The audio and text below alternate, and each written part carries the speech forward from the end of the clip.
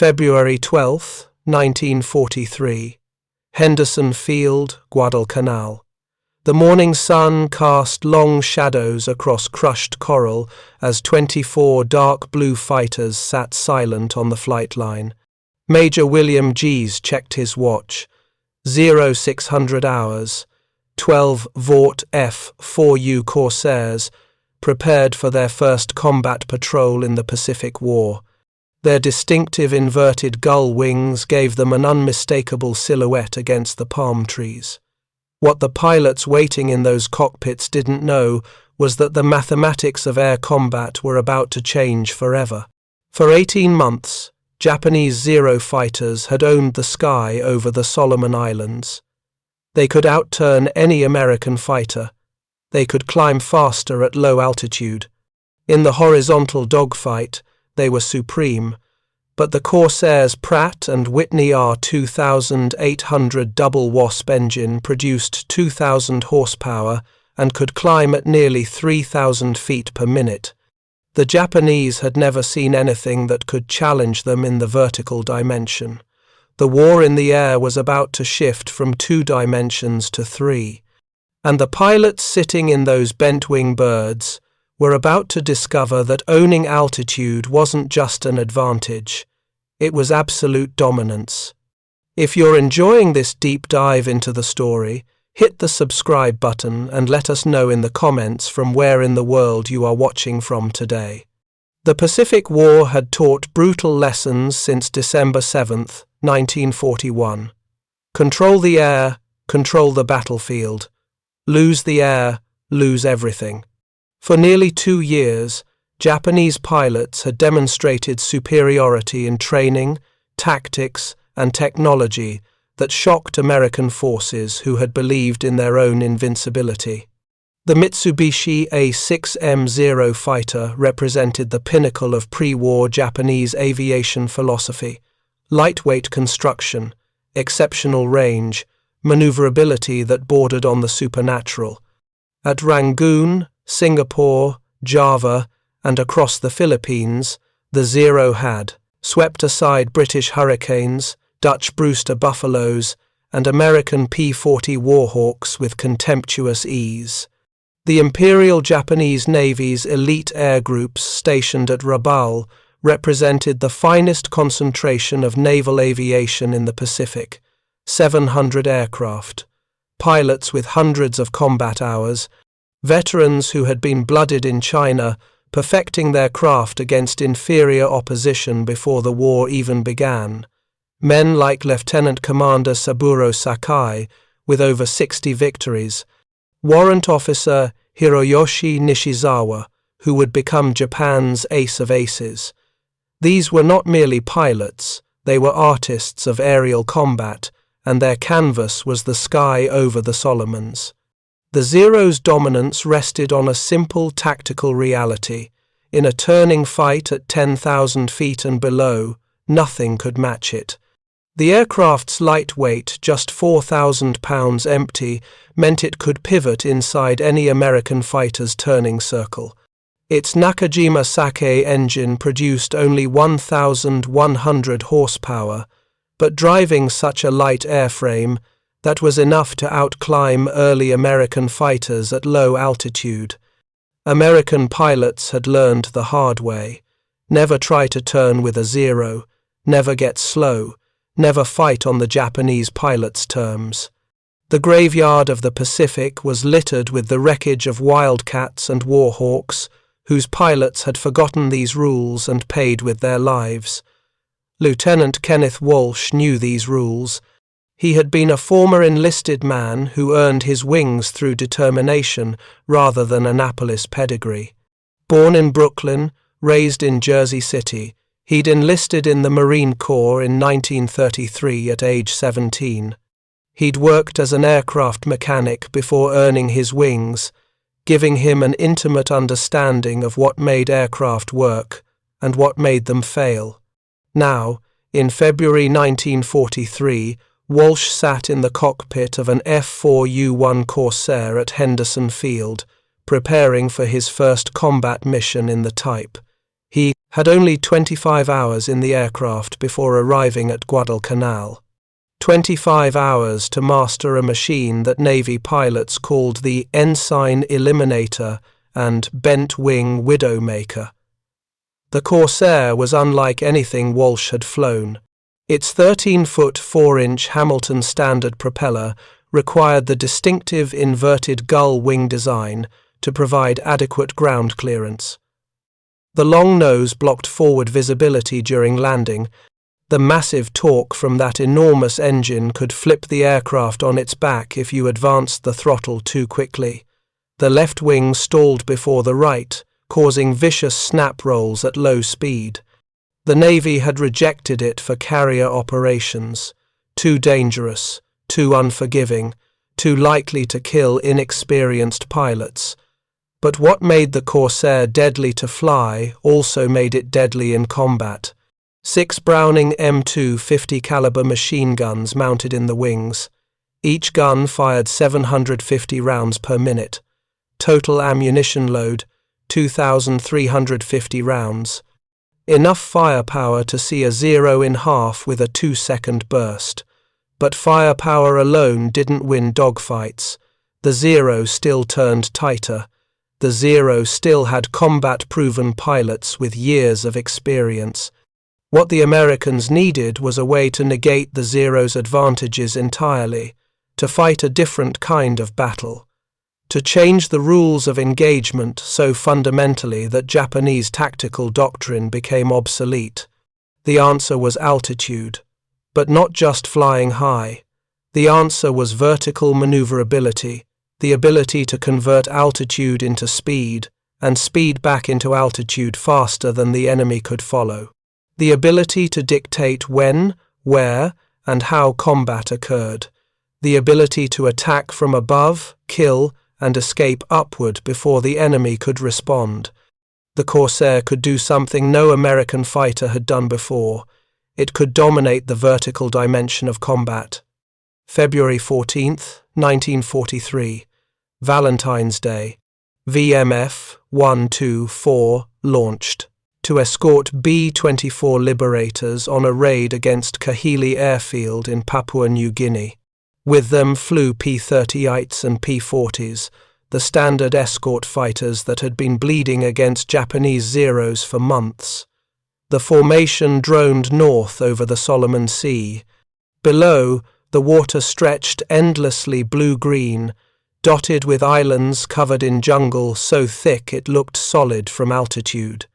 The bombers flew at 12,000 feet, their crews scanning the sky for enemy fighters they knew would come. Japanese fighters contested the raid. The Americans got the worst of it. 4 P-30s shot down, 2 P-40s destroyed, 2 Corsairs lost, 2 Liberators falling in flames. No more than 4 Japanese Zeros were destroyed. 1 Corsair kill came from a mid-air collision, not from superior combat performance. The fiasco was referred to as the St. Valentine's Day Massacre. Back at Henderson Field that evening, the debriefing was somber. VMF 124 had lost 2 aircraft and 2 pilots in their first major engagement. The Corsair's combat debut had been bloody and inconclusive. Navy brass back in Pearl Harbor nodded knowingly.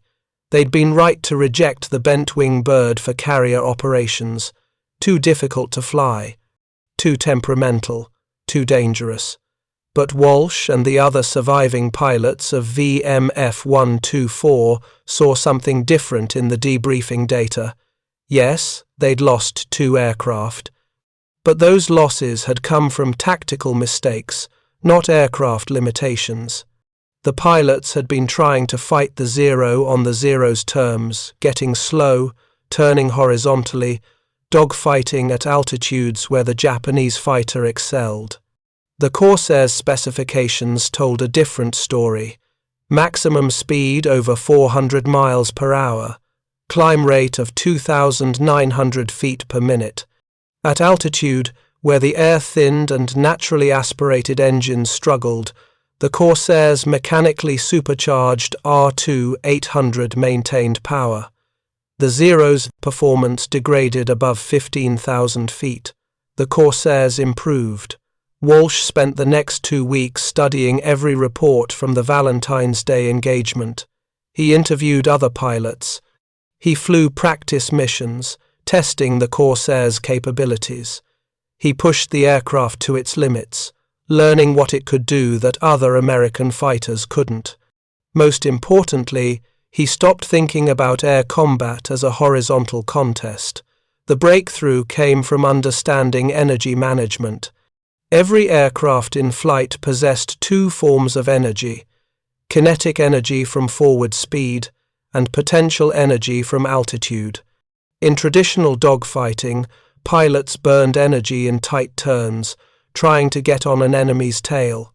The Zero excelled at this because its lightweight meant it bled energy slowly in turns. But energy could be converted. Altitude could become speed in a dive. Speed could become altitude in a climb. And the Corsair, with its powerful engine and robust airframe, could make these conversions faster and more efficiently than any Japanese fighter. Walsh realized that the Corsair didn't need to turn with the Zero. It needed to stay fast, stay high, and use vertical maneuvers to control the engagement. Dive attacks to build speed and deliver firepower. Zoom climbs to regain altitude and position. Never slow down. Never turn horizontally. Always fight in the vertical dimension where the Corsair's power advantage was absolute. Despite the debut, the Marines quickly learned how to make better use of the aircraft and started demonstrating its superiority over Japanese fighters. Through March 1943, contact with enemy aircraft was frustratingly rare. The air war over Guadalcanal had shifted. Japanese forces were retreating north. The daily air raids that had characterized late 1942 had diminished to occasional probing attacks. VMF 124 flew patrol after patrol, scanning empty skies, waiting for the chance to test their new tactics. Then came April 1st, 1943. Fleet Admiral Isoroku Yamamoto, commander of the Imperial Japanese Navy, combined fleet and architect of Pearl Harbor, initiated the operation known as Igo Sakusen, a 2-week air offensive against Allied positions from New Guinea to Guadalcanal. Early morning radar at Henderson Field lit up with contacts, a large Japanese formation inbound from the northwest. More than 30 aircraft, Zeros and dive bombers, coming south to hit American positions in the Russell Islands. Walsh was airborne on combat air patrol when the warning came through. 4 Corsairs from VMF 124, 30 Japanese aircraft below them at 15,000 feet. Mathematics should have meant retreat, find friends, build numbers, don't engage when outnumbered 7-1. But Walsh had altitude, 22,000 feet. 7,000 feet above the Japanese formation, and he had Corsairs aircraft that could convert that altitude advantage into devastation faster than the enemy could react. He keyed his radio. Bandits at 6 o'clock low. Estimate 3-0 bogies. We're going in. The 4 Corsairs rolled inverted and dove. The Corsair accelerated like nothing Walsh had ever flown. The airspeed indicator swept past 350, 400, 425 miles per hour. The controls stiffened but remained responsive. At this speed, the Zeros couldn't follow even if they tried. Their wings would fail under aerodynamic stress that would literally tear the aircraft apart. Walsh lined up on a trailing Zero. The Japanese pilot was climbing, trying to gain altitude on the American bombers he assumed were the primary target. He never saw the Corsair diving from above. Walsh waited until the wingspan filled his gun sight. 300 yards. Perfect convergence range. He squeezed the trigger and all 650s roared. Armor-piercing incendiary rounds converged at 900 feet. The API ammunition was devastating against the Zero's unprotected fuel tanks. The Japanese fighter didn't explode, it didn't catch fire, it simply disintegrated. Wings separated from the fuselage, the engine tore free from its mounts. The pilot never had a chance to bail out. The Zero fell toward the sea in pieces, tumbling through the sky like confetti. Walsh pulled hard, G-forces crushing him into his seat. The Corsair's robust airframe held together under stresses that would have failed lighter fighters. He chandelled a climbing turn that converted his dive speed back into altitude. And then came the moment that would redefine Pacific air combat. The Corsair climbed. Not a normal, steady climb. This was different. Walsh had nearly 450 miles per hour of airspeed from the dive. That kinetic energy, combined with the 2,000 horsepower R2800 at full throttle, sent him rocketing skyward in what pilots would call a zoom climb. 30 seconds. In 30 seconds, Walsh climbed from 15,000 feet back to 22,000 feet. 7,000 feet of altitude regained in half a minute. The Japanese Zeros below were still trying to react to the initial attack. They pulled their noses up, engines screaming, attempting to follow the American fighter that had just slashed through their formation. But the Zero's climb rate at 15,000 feet was maybe 2,000 feet per minute. Less, because the pilots were pulling hard, bleeding airspeed, fighting for altitude they couldn't gain fast enough. Walsh was climbing at over 14,000 feet per minute, sustained by the kinetic energy from his dive combined with raw engine power. The Japanese pilots watched in confusion that bordered on horror. The American fighter that had just killed one of their own was now 8,000 feet above them, repositioning for another attack. They'd never seen anything like it. Nothing in their tactical doctrine prepared them for an enemy that could attack, disengage, and regain superior position in seconds. Walsh rolled over at 22,000 feet and dove again. Another Zero filled his gun sight, another 2-second burst. Another Japanese fighter disintegrating under the hammer of 50 caliber fire. He pulled up hard, converting speed back into altitude, climbing away before the enemy formation could coordinate a response. 4 times Walsh dove through the Japanese formation. 4 times he climbed back to altitude. By the 7th minute of combat, 3 Zeros were falling toward the sea. His wingman, Lieutenant Archie Donahue, had shot down 2 more using the same tactics. The 4 Corsairs had engaged 30 Japanese aircraft and claimed 11 victories without a single loss. When F4U landed back at Henderson Field, mechanics swarmed the aircraft to assess damage. They counted only 6 bullet holes among all 4 Corsairs. The armor plating behind the pilot seats had stopped rounds that would have been fatal in lighter fighters. The self-sealing fuel tanks had absorbed hits without catching fire. The robust construction meant the aircraft could take punishment that would destroy 3 Zeros.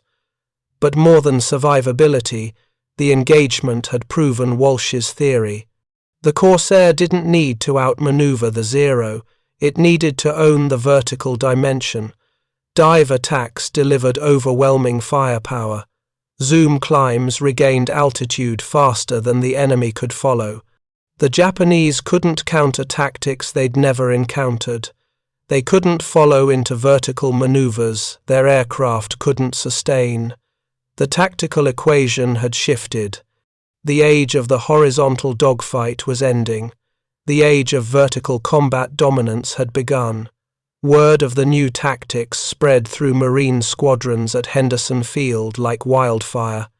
VMF 121, VMF 122, VMF 123 all were converting to Corsairs. Pilots who had been flying Wildcats suddenly found themselves in aircraft that could dictate the terms of every engagement. The training doctrine changed immediately. New pilots arriving in theatre were taught energy management before they were taught gunnery. Altitude advantage became the primary tactical consideration. Never engage below 15,000 feet if you could avoid it. Never slow down below 250 miles per hour. Never turn horizontally with a zero. Always fight vertically. Using the advantages of the Corsairs in speed and rate of climb, American pilots attacked the Japanese first. Having found enemy planes, the Americans quickly gained altitude, then dove on them, destroying enemy vehicles with machine gun fire. After the attack, they left the battle with a climb and occupied a new line for a second attack. The system became ruthlessly efficient. 4 plane divisions would patrol at 25,000 feet. When radar or visual contact identified Japanese formations below, the Corsairs would position up-sun, attacking out of the blinding glare with the sun at their backs. The dive would build speed to over 400 miles per hour. The attack run would last 10 to 15 seconds. 6 machine guns per aircraft, 24 guns in a 4-plane division, pouring lead into enemy formations at rates that overwhelmed even veteran Japanese pilots' ability to evade. Then the zoom climb, trading horizontal speed for vertical altitude, climbing at rates that left Japanese interceptors hanging on their props 10,000 feet below, struggling to follow Americans who were already repositioning for the next attack. The mathematics of this new combat regime were unforgiving. A Corsair at 20,000 feet spots zeros at 12,000 feet, dive angle 30 degrees, terminal velocity 450 miles per hour, attack duration 12 seconds, kinetic energy from dive speed enough to climb back to 25,000 feet in 40 seconds. The zeros at 12,000 feet, even if they immediately begin climbing at maximum rate, will be at 15,000 feet when the Corsair is back at 25,000 feet. 10,000 feet of altitude advantage. Total American control of engagement geometry. The Japanese can't run, the Corsair is faster in level flight. They can't climb away, the Corsair climbs faster. They can't turn away, any turn bleeds energy and makes them sitting ducks for the next diving attack. They can only try to survive until the Americans run out of ammunition or fuel. Usually, they didn't survive that long. Lieutenant Robert Hansen of VMF 215 understood this new mathematics better than almost anyone. He would eventually score 25 victories in just 6 months, making him one of the highest-scoring Corsair aces of the war. His technique was brutally simple but devastatingly effective. Get above the enemy, always. If you weren't at least 5,000 feet higher than Japanese formations, you didn't engage. You climbed until you had altitude advantage, even if it meant letting the enemy reach their target unopposed. Altitude was more valuable than immediate interception because altitude gave you control of every subsequent engagement. Dive at maximum speed. Hansen would push the Corsair to its limits, sometimes exceeding 460 miles per hour in steep dives. At that speed, the aircraft began to buffet and shake, but it held together. Japanese fighters attempting to follow would have their wings fail from aerodynamic stress. Fire at close range. Hansen wouldn't shoot until he was within 200 yards, sometimes closer. At that range, with all 650s converging, hits were devastating. A 2-second burst would put 80 rounds into a target area the size of a dining table. Nothing survived that concentration of armor-piercing incendiary ammunition. Zoom climb immediately. No lingering to confirm the kill. No maneuvering to engage additional targets. Dive, fire, climb. Every time. The discipline was absolute. Regain altitude, reposition. Attack again.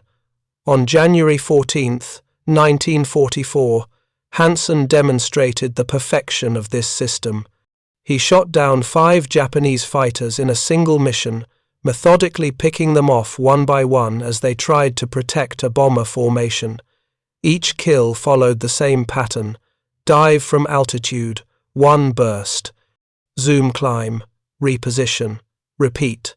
The Japanese formation disintegrated, bombers jettisoned their loads and fled.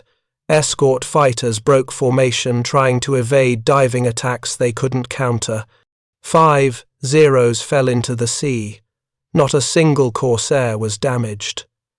But individual pilot skill, as impressive as it was, represented only part of the transformation. The real revolution came from systematic application of the new tactics across entire squadrons. By May 1943, VMF 124 had produced the first Corsair ace, Second Lieutenant Kenneth A. Walsh. His 5th victory came during a melee over the Russell Islands, when Walsh found himself alone against 3 Zeros. Instead of running the sensible option, he attacked. Using the Corsair's superior speed, Walsh made 3 passes. Each pass followed the vertical engagement doctrine: dive from altitude, fire 1 burst, zoom climb to reposition. On each pass, a Zero disintegrated under his guns. The last Japanese pilot, probably a veteran given his aggressive maneuvering, tried to force Walsh into a turning fight at 5,000 feet. Walsh's response defined the new era of air combat. He went vertical, straight up, full power.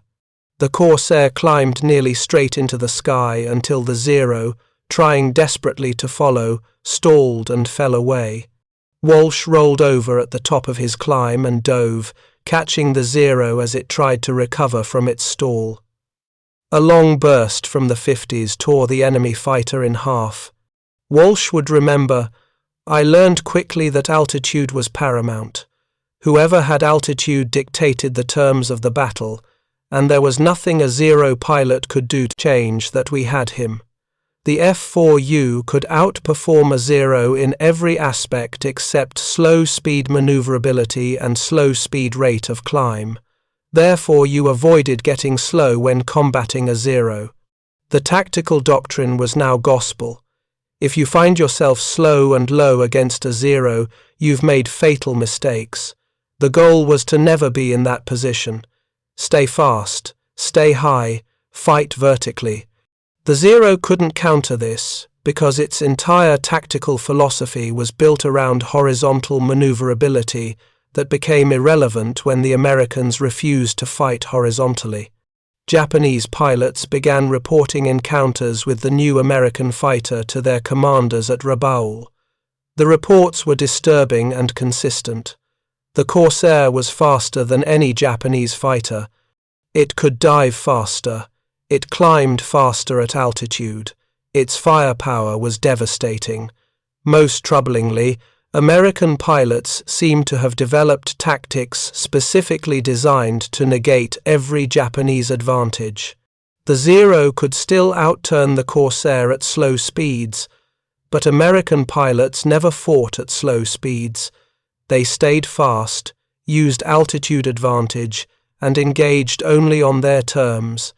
Japanese pilots who tried to force turning engagements found themselves simply ignored. The Corsairs would climb away, reposition, and attack from a different angle where their advantages were absolute.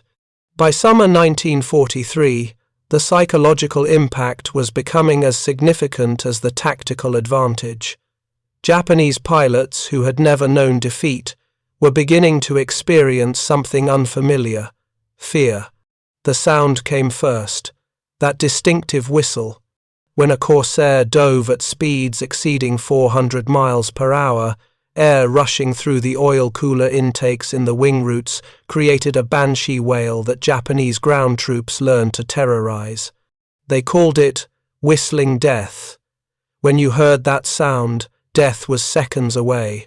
Then came the sight: bent wing silhouettes diving from altitude so high they were invisible until they were already attacking.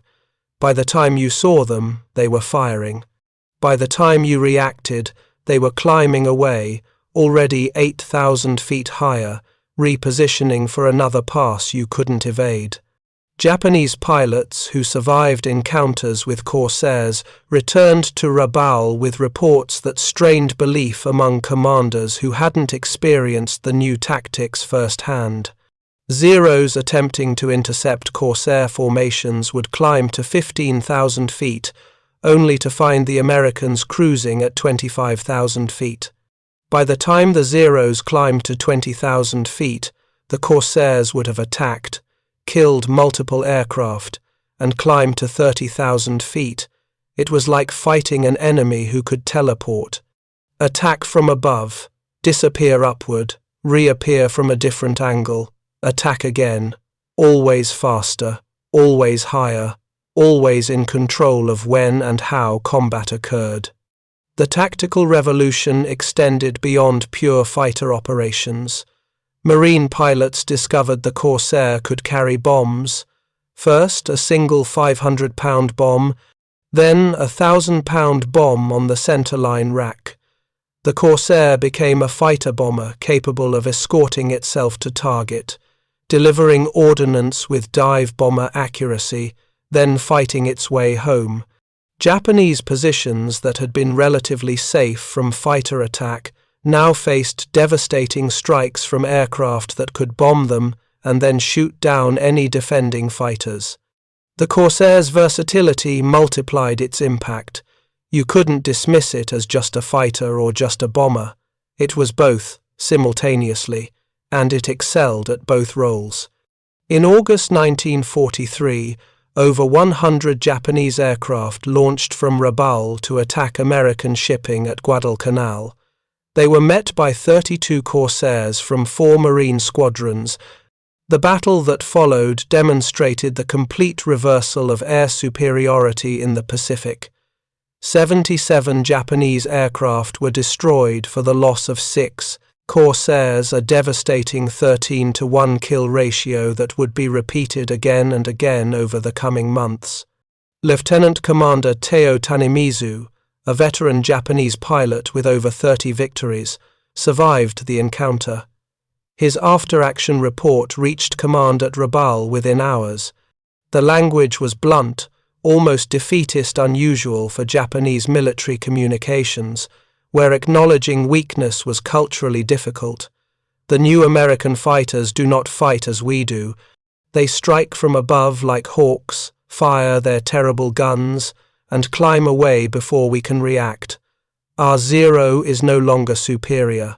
We are being slaughtered by an enemy we cannot catch and cannot escape.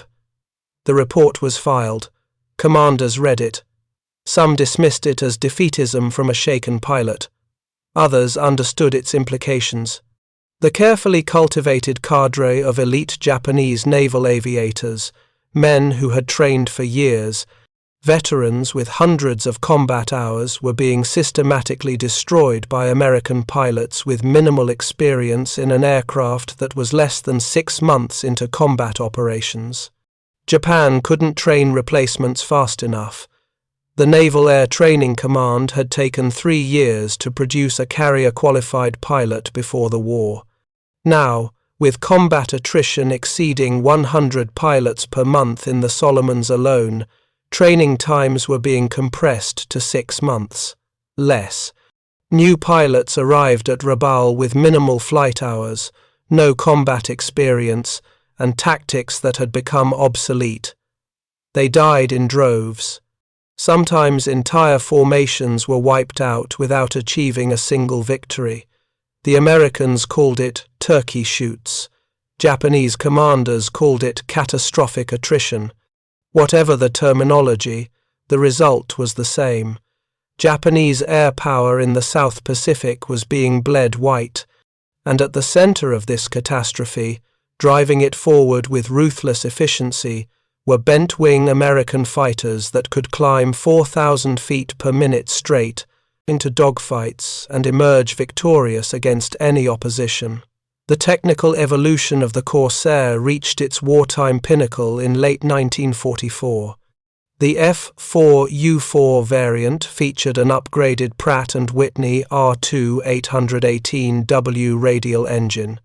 This power plant developed 2,100 horsepower on takeoff, and with the use of water methanol injection could achieve a power rating of 2,450 horsepower. Water methanol injection was elegant in its simplicity. A mixture of water and methanol alcohol sprayed into the supercharger intake cooled the incoming air, allowing higher manifold pressures without detonation. The cooler, denser air charge meant more oxygen molecules per cylinder firing. More oxygen meant more fuel could be burned. More fuel burning meant more power. The result was transformative. Maximum speed exceeded 450 miles per hour at altitude. The climb rate was boosted to over 4,360 feet per minute. 4,360 feet per minute. 72.5 feet every second. Over a mile of altitude gained in 73 seconds of climbing. A more efficient four-blade propeller utilized the greater power. The wing-mounted fuel tanks were eliminated and replaced with metal construction across more of the wing surface. The F4U put up performance numbers that made it one of the fastest propeller-driven fighters of the entire war. The F4U displayed a 29 mile/hour speed advantage over the F4U, but more importantly, achieved it at considerably greater altitude. The Dash 4 was actually 10 miles per hour faster than the P-51D Mustang at the Mustang's best altitude. Think about what this meant in practical terms. A Japanese formation at 15,000 feet, an F4U at 25,000 feet. The Corsair pilot rolls inverted, pulls through into a 45-degree dive. Terminal velocity builds to 460 miles per hour. Attack duration 12 seconds. 6 machine guns firing 80 rounds per second. The target aircraft disintegrates, then the zoom climb.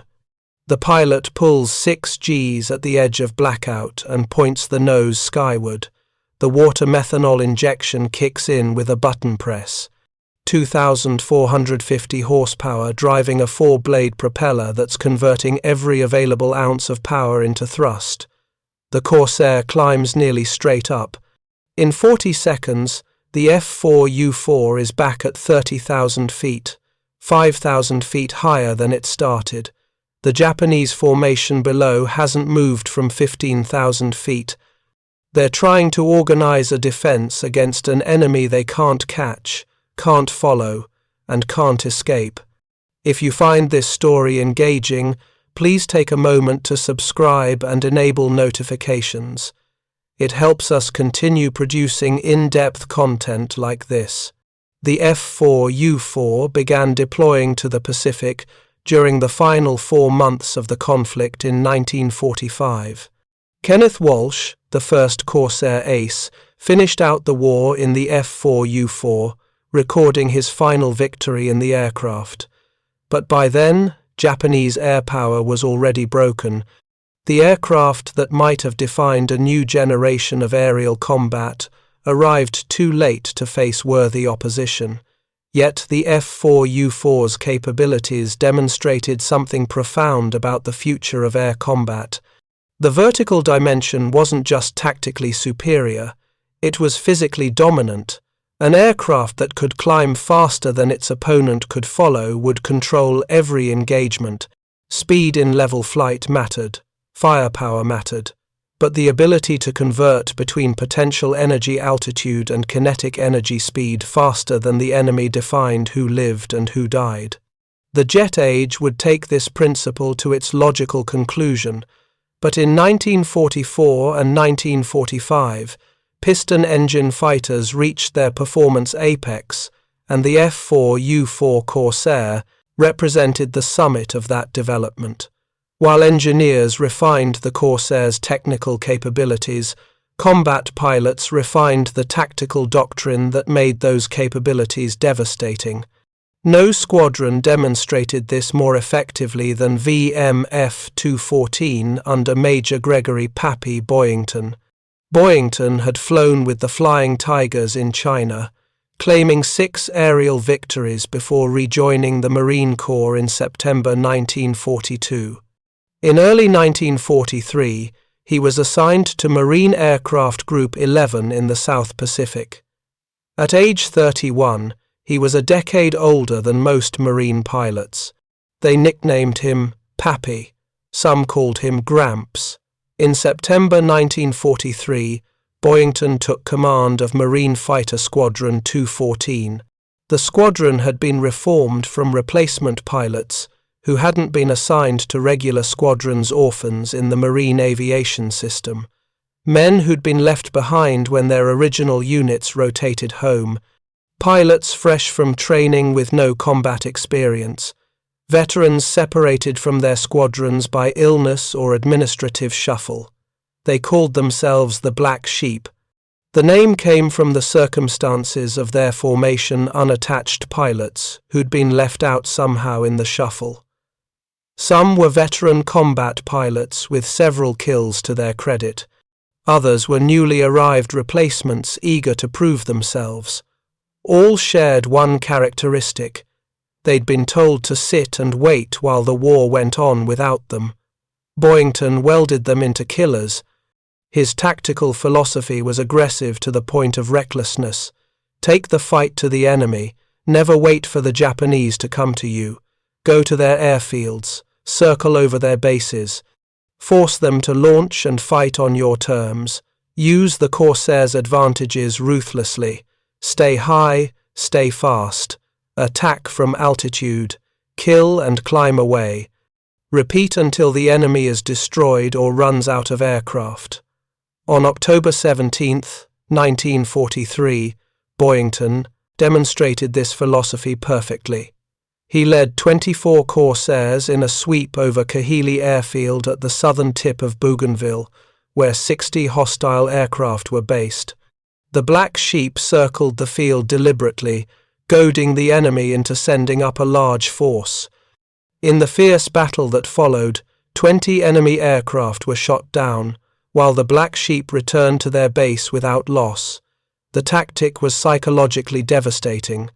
Japanese pilots based at Kahili had watched American fighters circle overhead for 30 minutes, taunting them, daring them to launch. When they finally did, when 60 Zeros climbed to engage 24 Corsairs, they were slaughtered. 20 aircraft were destroyed, not a single American loss. The message was clear. The Americans owned the sky. They could fly over Japanese airfields with impunity. They could dictate when and how combat occurred. Japanese pilots who accepted that challenge died. Japanese pilots who refused the challenge watched helplessly as American formations mocked their inability to contest the airspace above their own bases. The Black Sheep Squadron flew from bases in the southern Solomons and then deployed to a forward airfield at Vella La Vella, amassing an impressive service record during a brief period from September 12, 1943, to January 3, 1944. During 84 days of combat, the squadron shot down or damaged 203 planes, produced 9 fighter aces with 97 confirmed air-to-air kills, and sank several troop transports and supply ships. The kill ratio exceeded 12-1. Boyington himself became legendary. By December 27, 1943, his personal score had climbed to 25 confirmed victories. He flew with an aggression that terrified even his own wingmen. Head-on passes against Japanese fighters, lone attacks against numerically superior formations, diving into the middle of enemy defensive circles to shoot out stragglers who thought they were safe in numbers. His tactics worked because the Corsair allowed them to work. Every engagement followed the same pattern. The Black Sheep would patrol at altitude usually 25,000 feet or higher. When Japanese formations were spotted below, Boyington would position up-sun and lead the dive. 24 Corsairs screaming down from altitude at speeds exceeding 400 miles per hour. The attack would last seconds. 50 caliber machine gun fire shredding Japanese aircraft. Then the zoom climb, all 24 American fighters rocketed back to altitude while the surviving Japanese pilots tried desperately to follow. The Japanese couldn't counter it. They couldn't climb fast enough to intercept before the attack. They couldn't turn tightly enough to evade at the speeds the Corsairs attacked. They couldn't follow the zoom climb. All they could do was die or watch their comrades die while they remained helpless at lower altitude. On January 3, 1944, Boyington led another mission over Rabaul. After shooting down his 28th enemy aircraft, he was himself shot down and captured by a Japanese submarine crew. He spent the rest of the war in prison camps. But VMF 214 continued without him. The tactical doctrine Boyington had instilled remained. Stay high, attack from altitude, use vertical maneuvers, never fight the enemy's fight.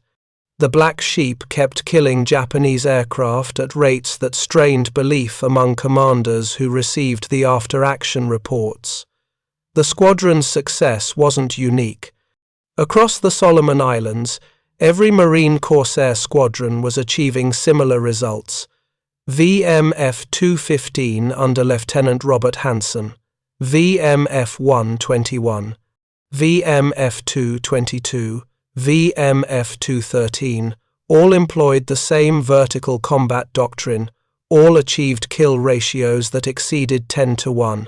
The transformation was complete. American pilots, who 18 months earlier had been struggling to survive against Japanese Zeros, were now hunting them with systematic efficiency. Japanese attempts to counter the Corsairs' vertical dominance revealed the depth of their tactical crisis. At Rabaul, commanders convened emergency conferences to develop new fighting methods. The resulting tactical memoranda distributed to fighter units showed desperate innovation. Avoid engagement with the new American fighter at altitudes above 15,000 feet. The enemy's performance advantages become insurmountable at higher altitudes. Attempt to force combat below 10,000 feet where our aircraft retains some maneuverability advantage. Never attempt to follow the enemy fighter in vertical maneuvers.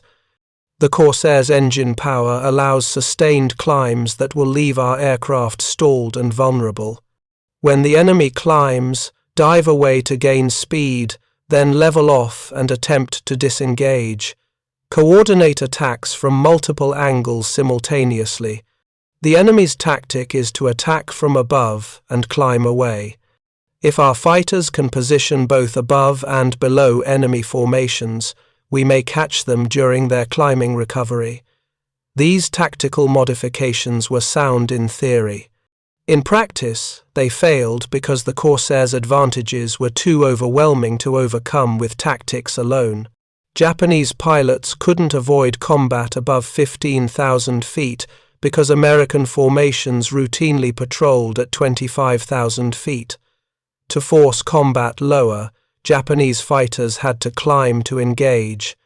But climbing meant presenting themselves as targets during the ascent. Corsairs would dive through climbing Japanese formations, killing aircraft before they reached combat altitude. The directive to never follow vertical maneuvers was admission of defeat. It meant conceding control of the vertical dimension entirely. It meant accepting that Corsairs could attack and disengage at will. It meant Japanese fighters became purely reactive, waiting to be attacked, unable to initiate combat or pursue escaping enemies. Coordinated attacks from multiple angles required numbers and organization, but by late 1943, Japanese formations rarely achieved coordination. Too many inexperienced pilots, too few veteran leaders who understood complex tactics, Too much chaos as Corsairs slashed through formations faster than Japanese pilots could organize responses. Individual Japanese aces developed personal techniques. Some tried to predict dive angles and position themselves to catch Corsairs during the attack pass. A few succeeded. Lieutenant Commander Minoru Genda, one of Japan's most innovative tacticians, reported shooting down a Corsair by positioning directly in its dive path and firing a long deflection burst that caught the American pilot by surprise. But these individual successes were exceptions that proved the rule. For every Corsair lost to clever Japanese tactics, 20 Zeros fell to systematic American vertical attacks. The psychological toll mounted. Japanese pilots began reporting sick before missions where Corsair presence was confirmed. Ground crews noticed increasing signs of stress. Some pilots became fatalistic, flying missions with the quiet resignation of men who expected to die. Others developed nervous disorders, shaking hands, inability to sleep, anxiety attacks before takeoff. One Japanese pilot's diary, recovered after the war, contained entries that revealed the psychological collapse. September 23, 1943. Lost Nakamura and Ito today. The bent-wing fighters came from nowhere. By the time we saw them, they were already shooting. I tried to follow one in a climb, but my aircraft stalled at 9,000 feet. The American was still climbing. Still accelerating. It's impossible. October 1st. Command says we must attack American bombers regardless of fighter escort. This is death. The Corsairs will be above us. They're always above us. We can't reach them before they attack. We can't follow them after they climb. We are targets, nothing more. October 9th. 3 of us returned from 12 who launched. The others are dead or in the sea. I don't know which. The Americans didn't chase us when we ran. They didn't need to. They'd already won. The final entry was dated October 15th, 1943. Mission tomorrow to Vella La Vella. The Corsairs will be waiting. I am writing this to remember who I was before I became afraid. Whoever finds this diary, tell my family I tried to be brave. The pilot's aircraft was shot down the next day. His body was never recovered. By January 1944, the arithmetic of attrition had become unsustainable for Japan. The Imperial Japanese Navy had begun the Solomon Islands campaign with approximately 400 first-line pilots in the area. After 18 months of combat, over 300 were dead. Their replacements arrived with minimal training, sometimes as little as 60 hours total flight time and no combat experience. They died in droves. Entire formations wiped out without achieving a single victory. 4 Corsairs would engage 20 Zeros and destroy 15 while losing none. 8 Corsairs would sweep over Japanese airfields and shoot down 30 aircraft during a single mission lasting 40 minutes. The kill ratios became so lopsided that American pilots began feeling guilty. It wasn't combat, it was an execution. Japanese formations would scatter at the sight of Corsairs, individual aircraft fleeing in all directions, desperate to escape. The Americans would hunt them down methodically, dive, fire, climb, reposition, dive again, until the sea below was dotted with oil slicks and floating debris. Lieutenant Commander Saburo Sakai, Japan's most famous surviving ace, encountered Corsairs over Iwo Jima in June 1944. Despite his vast experience with over 60 victories, he barely survived. His Zero was riddled with bullets, his cockpit filled with smoke, and only exceptional flying skill allowed him to escape. His post-mission report was blunt. Fighting Corsairs in a Zero is like fighting a modern tank with a cavalry sword.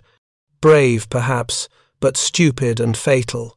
The report continued with technical analysis. The enemy aircraft can climb at rates we cannot match. It can dive at speeds that would destroy our aircraft. Its armament is devastating. A single burst produces more hits than our entire ammunition load delivers. The pilot is protected by armor that defeats our 7.7mm rounds. Our 20mm cannons require sustained hits to damage their robust airframe, but getting those hits means surviving long enough to aim, and against the Corsair's speed and firepower, survival is increasingly unlikely. Sakai's conclusion was damning. We need new aircraft, new training, new tactics, but we have no time and no resources. They are killing us faster than we can adapt. The war in the air is lost. Japanese naval aviation never recovered. The catastrophic losses in the Solomons gutted the cadre of experienced pilots who were supposed to train the next generation. The accelerated training programs graduated pilots who lacked the skills to survive their first combat encounters. The tactical doctrine that had worked so brilliantly in 1941 and 1942 became obsolete against enemies who refused to fight horizontally. By February 1944, Japanese air operations in the South Pacific effectively ceased. Rabaul, the mighty fortress that had been Japan's key base in the region, was isolated and bypassed. Over 100,000 Japanese troops remained garrisoned there, cut off, left to wither on the vine as the war passed them by. It had been achieved not through costly invasion but through air power, and at the center of that air power, driving it forward with systematic efficiency, were bent-wing American fighters that could climb 4,000 feet per minute straight into dogfights and emerge victorious against any opposition. The Corsairs' dominance extended far beyond the Solomons campaign.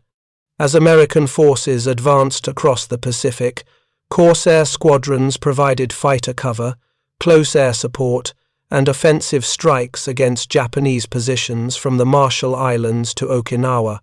The F4U-4 was the final production model. It first saw service at Okinawa during the climactic battle of the Pacific War. There, Corsairs demonstrated their versatility beyond pure fighter operations. They intercepted kamikaze attacks, their speed allowing them to catch suicide aircraft before they reached the fleet. They provided close air support for Marines fighting on the ground, delivering bombs and rockets with dive bomber accuracy before climbing away from anti-aircraft fire. The kamikaze threat revealed another dimension of the Corsairs' capabilities. Japanese suicide tactics represented the final acknowledgement that conventional air combat against Corsairs was suicide with less purpose. If you were going to die anyway, and Japanese pilots facing Corsairs usually did at least take an American ship with you, but even kamikaze tactics failed against systematic Corsair interception. The American fighters would patrol at altitude, vectored by radar toward incoming raids. They would dive on kamikaze formations while the Japanese aircraft were still 50 miles from the fleet. 650s would shred the suicide planes before they could reach their targets. The few that survived the fighter screen faced a wall of anti-aircraft fire from the ships. Less than 10% of kamikaze aircraft launched during the Okinawa campaign successfully struck their targets. Corsair interceptions accounted for the majority of those destroyed before reaching the fleet. The Janjun's end in August 1945 found Corsairs operating from both land bases and aircraft carriers across the Pacific. The initial carrier landing problems had been solved through a combination of pilot training and aircraft modifications. The introduction of a four-blade propeller on the F4U-4 permitted shorter propeller blades, improving deck clearance during fast carrier landings, while a longer oleo strut retrofit introduced in early 1944 eliminated the severe bouncing on touchdown. British Fleet Air Arm pilots had proven that Corsairs could operate successfully from carriers by developing a curved approach pattern that kept the landing signal officer in sight until the last moment. American Navy and Marine pilots adopted these techniques, and by 1945, Corsairs were flying from most U.S. fleet carriers. The Corsair's combat record speaks to its effectiveness. By August 1945, Corsairs had destroyed 2,140 Japanese aircraft in air-to-air combat. The overall kill-to-loss ratio exceeded 11-1.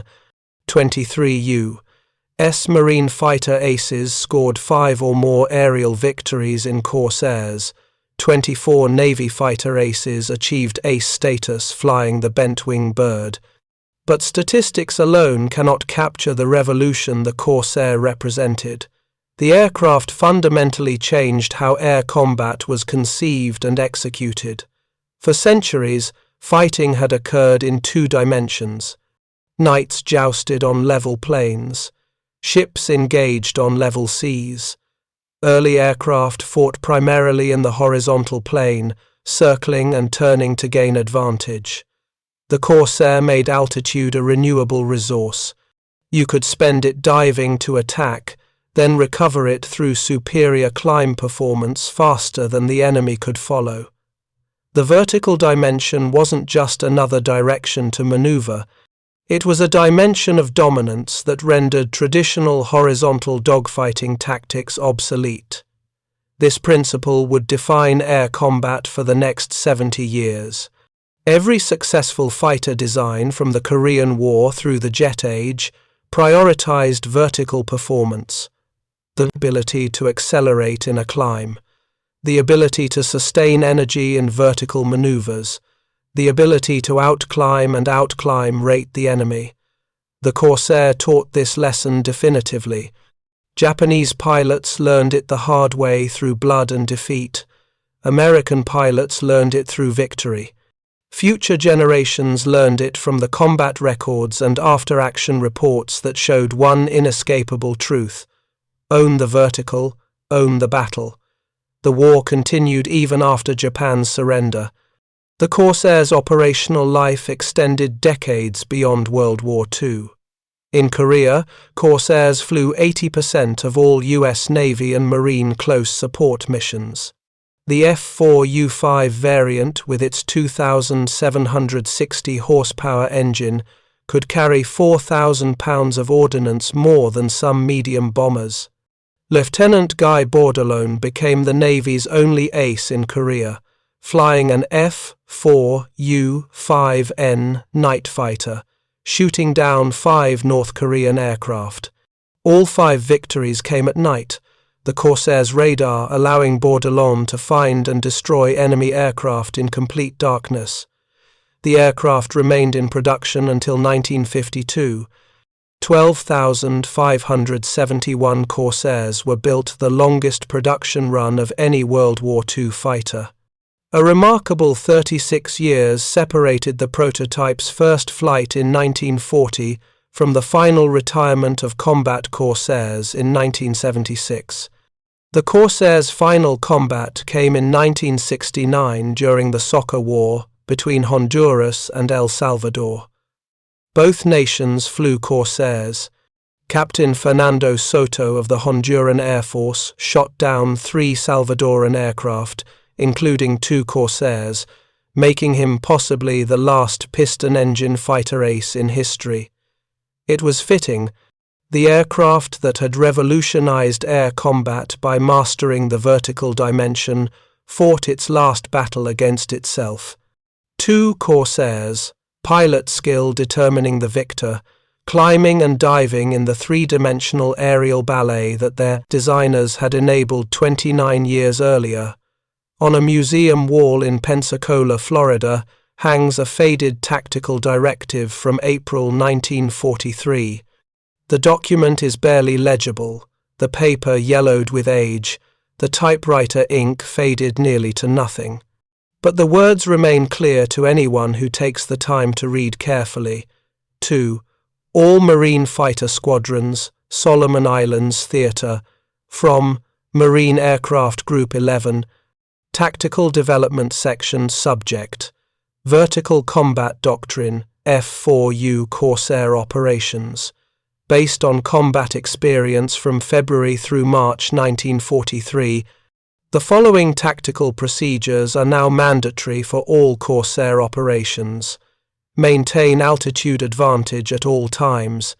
Never engage enemy formations unless you possess at least 5,000 feet altitude superiority. Attack from altitude using diving attacks. Optimize dive angle for speed accumulation while maintaining ability to track targets. Fire only at close range 300 yards or less. The Corsair's 650 caliber armament is devastating at close range, but requires discipline to achieve maximum effect. Execute zoom climb immediately after attack pass. Convert dive speed to altitude using full power. Do not linger at low altitude attempting to engage additional targets. Reposition at altitude and repeat attack sequence. Continue until enemy formation is destroyed or ammunition exhausted. Never attempt to turn horizontally with 0 fighters. The enemy's advantage in slow-speed maneuverability is nullified if you refuse to engage in turning combat. Use speed and altitude to control engagement geometry. The enemy cannot force you to fight on their terms if you maintain vertical superiority. These procedures have resulted in kill ratios exceeding 10-1. Adherence to this doctrine is not optional. Vertical combat is now standard operating procedure for all Corsair operations. The directive was signed by Lieutenant Colonel Kenneth Walsh. By the time he wrote it, Walsh had 12 confirmed victories. He would finish the war with 21, all achieved using the vertical combat tactics he'd discovered during that first engagement over the Russell Islands in April 1943. Walsh survived the war, lived to see jet fighters that could climb at rates that made even the F4U-4's performance look quaint, watched as missiles replaced guns and beyond visual range combat replaced dogfighting entirely. But he never forgot the lesson he'd learned flying a bent-wing fighter against Japanese Zeros over the Solomon Islands, the lesson that changed air combat forever. Altitude isn't just an advantage. Altitude is controlled.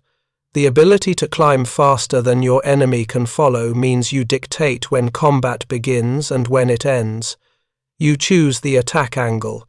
You choose the engagement speed. You choose whether to fight or disengage. The enemy becomes reactive, responding to your initiative, always a step behind, always at a disadvantage they cannot overcome. The Corsair didn't just defeat Japanese air power through superior technology, it revolutionized the fundamental geometry of air combat. It proved that three-dimensional thinking understanding altitude as a tactical resource to be spent and recovered was more important than traditional measures of fighter performance like turning radius or roll rate. The age of the horizontal dogfight ended over the Russell Islands in April 1943. The age of vertical combat dominance began with a Corsair climbing 4,000 feet per minute straight into a battle that Japanese pilots couldn't win. And once the Americans owned the vertical dimension, they owned the sky. Thank you for watching. For more detailed historical breakdowns, check out the other videos on your screen now and don't forget to subscribe.